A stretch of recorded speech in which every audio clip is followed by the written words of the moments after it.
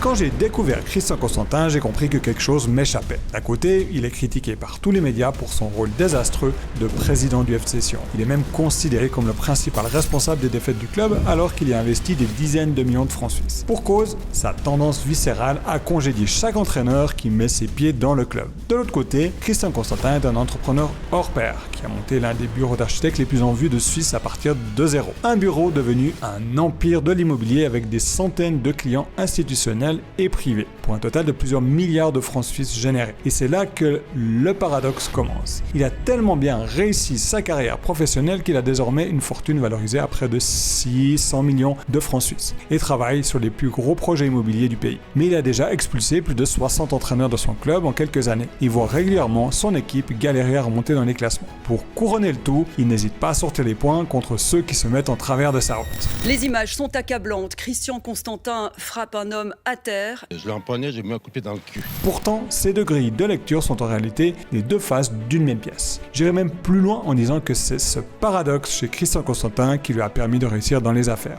Et si vous êtes entrepreneur dans l'immobilier, vous avez une leçon à en tirer pour vous faire remarquer. Dans cette vidéo, vous allez comprendre pourquoi la double face de Christian Constantin n'est qu'une partie de sa stratégie pour dominer le marché et comment réutiliser la puissance de ce paradoxe à votre propre avantage. Ne vous pensez pas qu'une des manières de construire l'équipe, ce serait de changer de tête, autrement dit la vôtre? Mais oui, en mettant en place une structure professionnelle avec des nouveaux organes dirigeants. Seul problème, Ismaël, si je change ma tête, il y a le porte-monnaie qui part avec.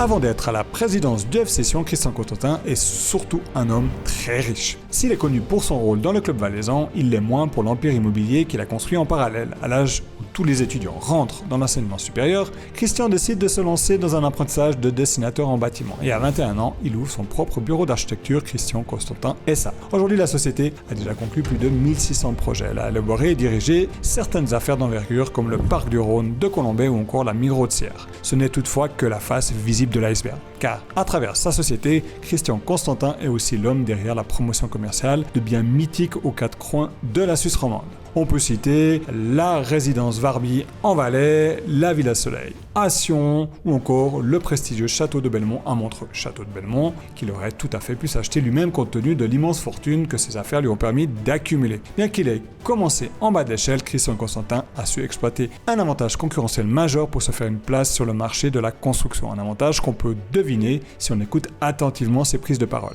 Je suis né en Valais, donc mes racines sont ici. Je pourrais jamais trahir l'endroit où je suis né. Christian Constantin ne cesse de parler du Valais. Et pour cause, sa région natale est ce qu'il a de plus cher. Il a vécu toute sa jeunesse et a su en faire une force lorsqu'il a créé son entreprise. C'est d'ailleurs le point de départ de toutes les polémiques autour de lui. Mais on y reviendra dans quelques minutes. Grâce à son amour pour le canton du Valais, il a su prendre une avance considérable sur ses concurrents qui opéraient depuis le début des années 80.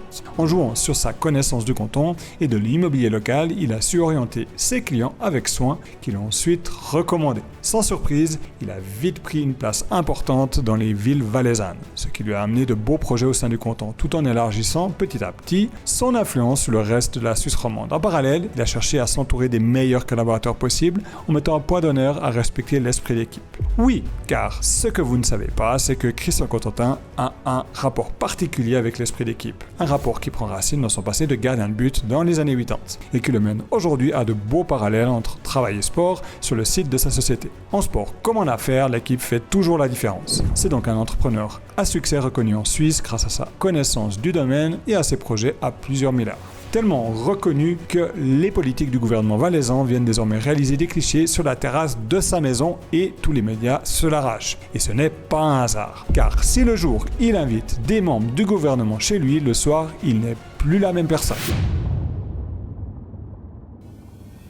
Et Christian Constantin s'en prend à Rolf Ringer, consultant de Téléclub. Une paire de claques et un coup de pied dans l'arrière-train plus tard, le président du FC Sion assume et ne regrette rien. Tous les hommes d'affaires sont soumis à la critique avec laquelle ils doivent composer. Christian Constantin, lui, n'accepte pas qu'on le démolisse impunément. Pourtant, quand on le confronte à ce qu'il a fait, sa réponse est pour le moins étonnante. La situation de lui mettre, 4-5 baffes et puis un coup de pied dans le cul, c'est peut-être pas la situation la plus belle, mais pour régler ce problème-là, j'en ai pas beaucoup d'autres. Comment est-ce qu'un homme de cette envergure peut-il parler comme ça? Mais ce n'est pas la seule incohérence. En 2021, le FC Sion va réaliser une de ses pires années avec seulement 8 victoires sur 36 matchs joués en Super League. Quand le plateau de 52 minutes lui demande des comptes, voici ce qu'il répond. Dans cette ligue-là, j'ai fait toutes les places à l'exception de la relégation. Alors, si vous habituez trop souvent les gens à la victoire, ils se gavent et puis ils sont vite...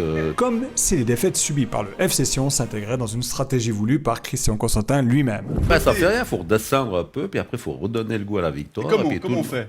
Tu fais comme on fait, on perd 1 ou 2 saisons, on a le feu aux fesses, et puis après on doit mettre de la dynamique pour passer devant les autres. Au même moment, il verse entre 4 et 6 millions de francs suisses dans le club chaque année, dans le but d'en faire un club illustre. Le foot me coûte plus ou moins 500 000 francs par mois. Toutefois, cet objectif semble perdu d'avance. Depuis son arrivée à la tête du club en 2003, Christian Constantin vire les entraîneurs 1 à 1 car l'équipe ne gagne pas suffisamment de matchs. L'année 2014 a vu passer à elle seule pas moins de 7 entraîneurs. Mais rien n'y fait, le club ne parvient pas à rentrer dans le top des meilleurs clubs suisses de l'histoire du foot malgré l'ambition du président. Paradoxalement, cela n'empêche pas les supporters du club de le soutenir. Certains pourraient dire que c'est lié aux millions qu'il injecte chaque année. Mais il n'en est rien, car Christian Constantin a réussi à construire une vraie communauté de fans. Des fans qui le soutiennent dans les bons comme dans les mauvais moments. Des fans qui sont notamment prêts à porter des masques à son effigie suite à son interdiction de stade après la bagarre avec Fringer. Mais le temps passe et très vite, le club doit regarder la réalité en face. Ainsi, en 2023, Christian Constantin fait une annonce, le cœur serré. J'arrête l'activité professionnelle puisqu'aujourd'hui, il n'y a plus de cadre pour une telle activité en Valais. Mon système de faire, le mécénat n'est plus possible. L'argent que je jette déjà dans le foot, il faut encore l'augmenter d'un tiers pour le donner au fisc, pour remplacer un travail qui devrait être d'ordre public, celui des infrastructures et de l'écolage. Suite à un manque de résultats et des dizaines de millions de francs suisses perdus depuis le début de sa présidence, il annonce se retirer de la tête du club en juin 2024. Problème, à cause du manque de financement, le club va probablement s'écrouler.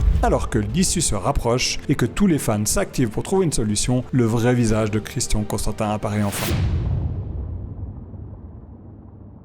Jamais un président n'aura été aussi impliqué pour le FC Sion que Christian Constantin. Pendant que les médias qui ne voient pas ses sacrifices le comparent à un empereur tyrannique, les fans du FC Sion le respectent et l'admirent pour l'engagement qu'il dédie au club de la capitale du Valais. Club qu'il aime avec passion. Passion avec laquelle tout a commencé. Et le foot prenait beaucoup de place. Alors mon père me disait quand même ton truc de foot, alors encore pire à l'époque, c'était pas un truc que t'allais sécuriser beaucoup pour la suite de ta vie. La réalité, c'est que Christian Constantin met la même énergie dans sa société à succès que dans le club qu'il dirige déjà depuis 20 ans. J'ai grandi avec ça, ce qui a fait qu'à certains moments, tu prends un chemin un peu plus court, mais enfin les chemins que tu prends court étaient pas mal à l'époque, parce que tu avais du sport d'un côté, et puis des objectifs de bâtisseur de l'autre, et puis avec ça, tu fais une vie. Et même s'il est sujet à polémique dans le monde du foot, il y met la même dévotion que dans ses projets immobiliers les plus fous. La différence réside, elle, dans la scission qui sépare les deux mondes au sein desquels il évolue. L'immobilier, d'une part, monde froid et plutôt rationnel, construit sur un contexte politico-économique compréhensible. Et le foot, d'un autre côté, monde passionnel, construit sur des pulsions presque animales dans lequel personne ne peut rester de marbre. Donc le lien direct qui réside entre ces deux mondes sur lesquels Christian Constantin a construit sa vie n'est ni plus ni moins que le sérieux qu'il met dans chacune de ses disciplines. C'est d'ailleurs pour ça que les médias se l'arrachent. Quoi de mieux pour eux qu'un homme au franc-parler prêt à détruire la concurrence pour faire gagner ce en quoi il croit? S'il se permet de lâcher des dizaines de millions de francs suisses pour tenir la baraque au FC Sion, c'est uniquement parce qu'il a fait de la réussite de ce club l'un des projets les plus importants de sa vie. Et seuls les plus attentifs avaient compris que c'est en divisant qu'il a si bien réussi. Là est toute l'essence du personal branding. Se démarquer de la concurrence en misant sur ce qui nous définit. C'est ainsi qu'on redécouvre Christian Constantin sous un nouvel angle. Non plus en tant que président moyen d'un énième club suisse, mais comme un jeune valaisan passionné de foot devenu promoteur immobilier pour avoir le luxe d'évoluer avec un club. Là est toute la puissance du personal branding. Avoir une image tellement forte que plus rien ne peut vous résister. Tu m'as posé une question à la con au début, je t'ai répondu, tu as la solution à l'affaire. Je connais d'ailleurs un autre entrepreneur dans l'immobilier qui a réussi le même coup de génie en utilisant une stratégie super efficace. Une stratégie que vous pouvez vous-même aussi répliquer. Une stratégie que j'ai moi-même utilisée pour vous faire rester jusqu'ici. Alors, si ça vous intéresse, je vous explique tout dans cette vidéo. Sinon, je vous dis à bientôt pour une prochaine enquête.